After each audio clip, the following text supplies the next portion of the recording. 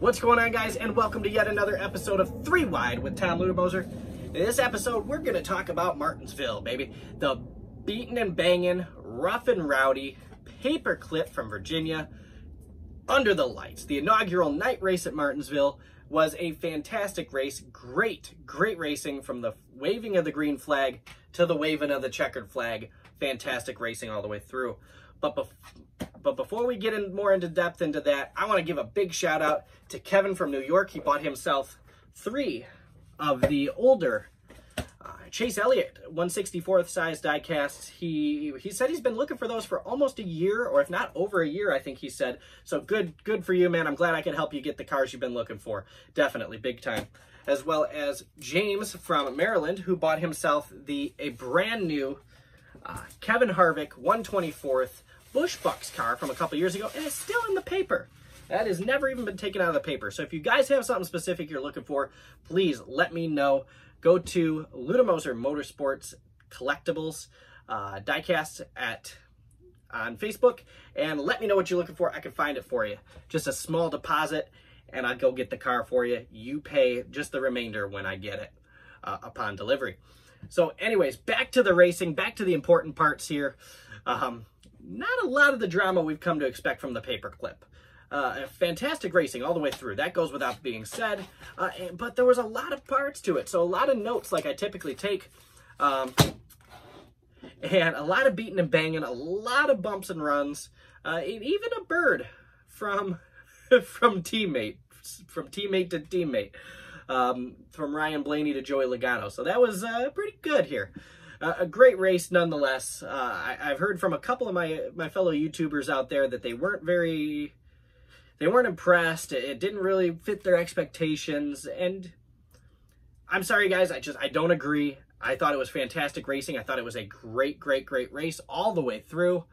And you know, I don't watch the racing for the wrecks. I don't. I watch it for racing, and that's why personally I almost give it a 9 out of 10 or an 8.5 out of 10 on that race. I mean, it was a great race all the way through. You know, obviously Truex Junior with the win, and Bubba Wallace with not his best finish ever, but his best race ever. So I give big credit to where it belongs. So let's get started here, shall we? Ryan Blaney obviously started on the pole. They do the draw with the top 12 in owners points. You get to pick, as they draw, they get the top 12 spots. Next 12 get those 12 spots, and so on and so forth towards the back. Drew the pole. Eric Almirola outside pole, and out of turn 2 he got the lead. So he got the lead pretty quickly, very aggressively. Led the first 19 laps, might I add. So very impressive start from Almirola, but Stewart-Haas unfortunately was kind of plagued with battery issues and alternator issues, which really ruined their days. Kevin Harvick, who is obviously the top tier of Stewart-Haas, not his best track, but definitely not a fantastic finish for him either. Not necessarily what we even expected from him. But Austin Dillon on that first lap had run something over or gouged his tire out, or there was something wrong with it, and it ended up coming apart. Lap 5, it ended up finally bringing out the caution, but it blew out a crush panel on the right rear of his car, and that would unfortunately plague his day in more unfortunate way than what most people would typically expect. But caution come out lap 5. Logano to the lead on lap 21. And then the 77 had a slight fire on the left front brake, which you could see the Fox camera zoomed in on it pretty well. He did a very good job, might I add, of getting from that top groove just before the pit road to coming down pit road and did a very good job with it. Interfered with nobody else. So good on him. But we just saw the sheer dominance of Joey Logano early. He definitely nailed the setup, got around everybody, got around him quick too, might I add. So Joey Logano definitely did a very good job. He led all the way up to the competition caution. Coming off the restart there, Logano, Elliott, Boyer. Boyer ended up getting up in second and held pretty well with Logano for quite a bit of that race. But Logano took off from that restart, and you just weren't touching him. Timmy Hill ended up stalling on pit road on lap 113 in stage 1, and it really, really, really started changing some stuff up. We saw a lot of drivers go a lap down early, including some people we never thought we'd see go a lap down, especially that early at Martinsville, including Kyle Busch, including Denny Hamlin, a lot of big name drivers. And kind of going into the Twitter controversy, Corey LaJoie, whether he did it on purpose for that reason or did it just to get the track position, which makes the most sense. Corey LaJoie for restarts up towards the front on first. Him being the only car that did not pit, that kept all those guys back there who were a lap down from getting a wave around, and that really, really screwed Denny Hamlin and Kyle Busch. It turns out they never ended up getting the setup right. You know, the no practice thing really hurt them, hurt a lot of drivers. And that includes Ryan Blaney, who started on the pole.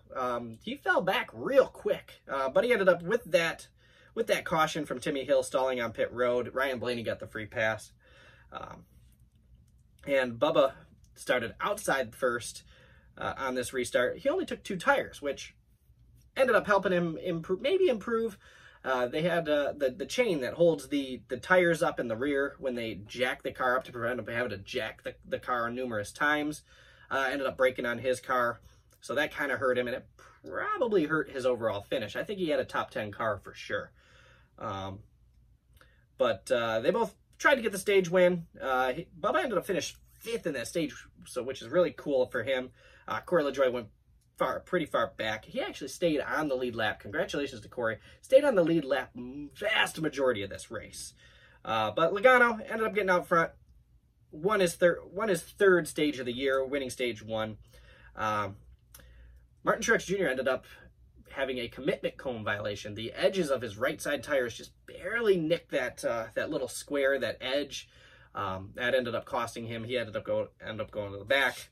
But obviously, fantastic race car. Ended up coming back, performing very, very, very well, and obviously eventually getting the win. But he had some damage on the right front, just in front of the right front tire, which they actually ended up sawzawing off. And Kyle Busch had some pretty major damage that they fixed on that car during that caution as well. Going into stage 2, Joey Logano just rocketed off again.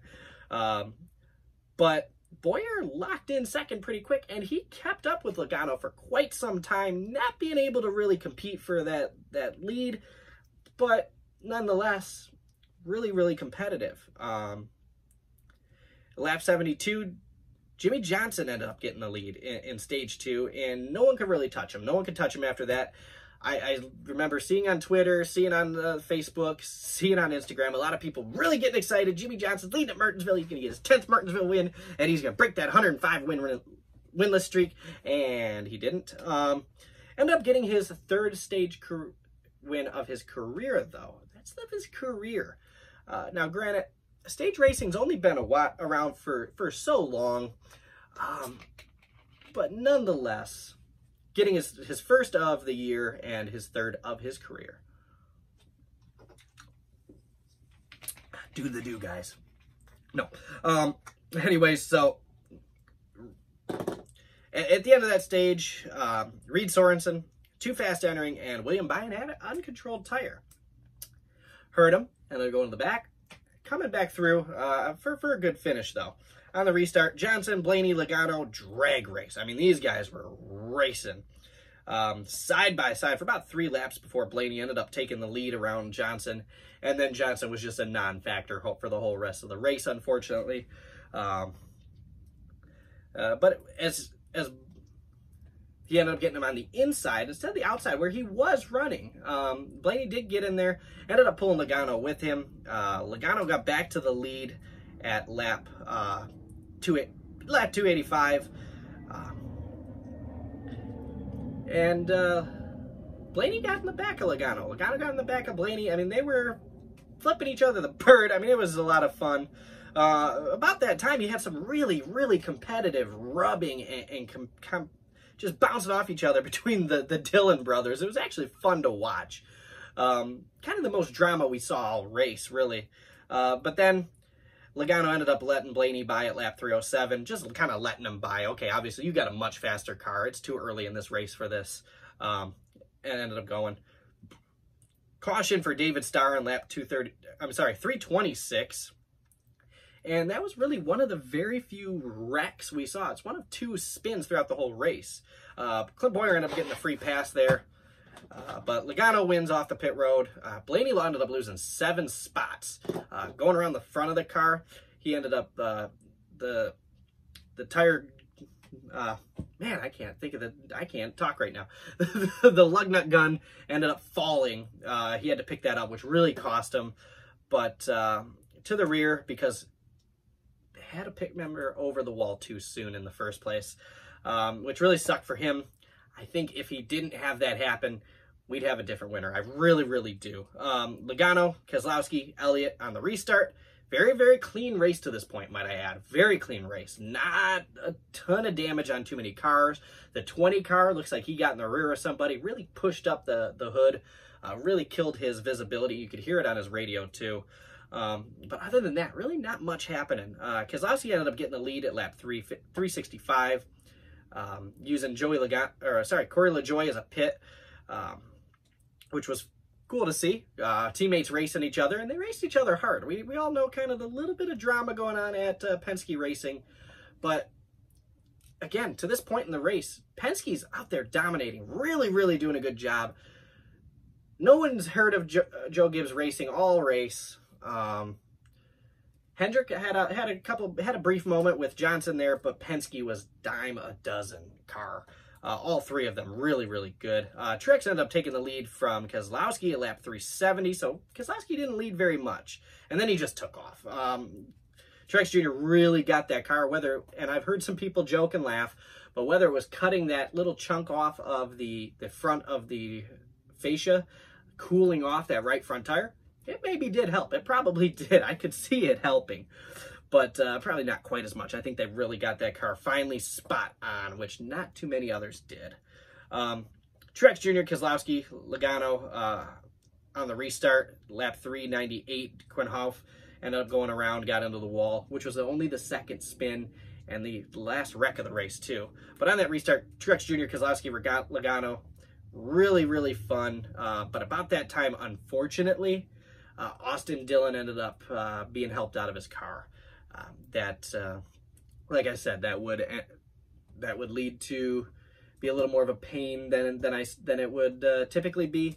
Just got way too hot in that race car. That's where the exhaust is. That chunk keeps a lot of heat, a lot of fumes out of your car, and obviously it's missing at that point. But they helped Austin Dillon out of his car, which really, really sucked for him. He was having an okay day. Despite that, he wasn't having a great day, he wasn't having a fantastic day, but nonetheless, extreme heat and exhaustion just were the main reasons of pulling him out. They, wondering if David Starr or maybe Quinhoff was still there, but they ended up bringing the car behind the wall. That day was over. He ended up going to the infield care center, being checked and released a little later on, so very, very good for him. But we had some great battles with about 65, 50 laps to go. Ryan Blaney versus Logano and Keselowski all battling kind of for that 2nd spot. Blaney, obviously the much better car, and Keselowski ended up just moving over eventually and letting Blaney go for 2nd, because Keselowski just wasn't going to catch him. He wasn't going to catch Truex. Truex was gone. He was about 3.5 seconds up there at the time. So Keselowski just moved over and let Blaney have it. Okay, I don't have the car. Maybe you do. Go get him, bud. And he unfortunately couldn't catch him, but nonetheless, really cool to see. And then battle for 10th, William Byron against Ryan Newman. Again, some beating and banging, some really fun, entertaining racing to watch. Some great battles all throughout. And we saw, at about that time, we saw Bubba Wallace really fighting his way forward. He was beating and banging. He was shoving cars out of his way. There's a difference between a bump and run and a push and shove, and he was doing a couple bump and runs, and then when they wouldn't move it over, he did the push and shove. I personally, I like Bubba. I think he's a good dude. I think he's a great dude. I think the message he had on his car was great. But I tell you what, he drove like some of these kids on NASCAR Heat online. And if I was there, I don't think I would have been able to contain my temper. I think I would have been the one-off person who did let the temper flare. Bubba shoved me out of the way. He shoved Tyler Reddick. I mean, he just moved him. Ended up getting 11th place finish, so good for him.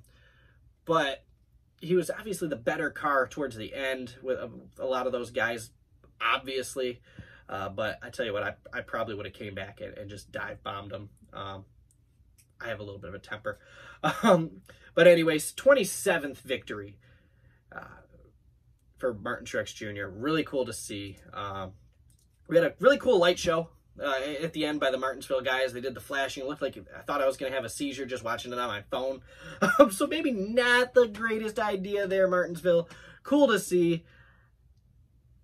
Don't know if I recommend it, especially with all the burnout smoke. It was cool to watch on the phone. It definitely was. I'd love to have been there in person.